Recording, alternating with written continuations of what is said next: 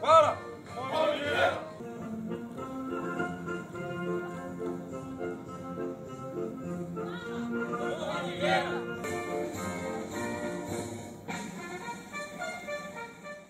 Vukovar je simbol Domovinskog rata.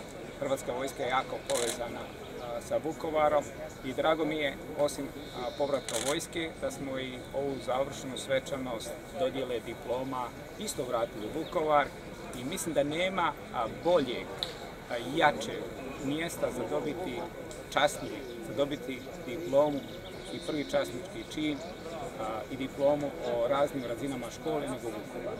Koristim prigodu čestitati svim pripadnicima i pripadnicima Oružanih snaga Republike Hrvatske, ali i partnerskih vojski koji su danas česnu promociju imali, dakle diplomirali iz različitih klasa.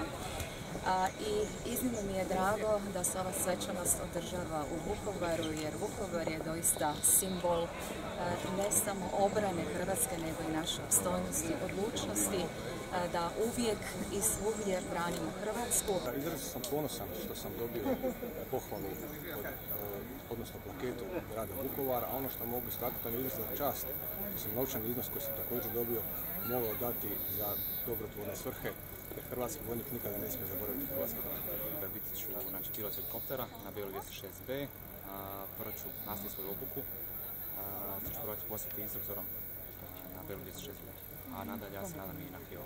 Prvenstveno prije svega veliki ponos, zato što mi je otac bio hrvatski branitelj i pripadnik Oružanih snaga Republike Hrvatske, a daljnju budućnost vidit ćemo. Ovo je tek prvi korak.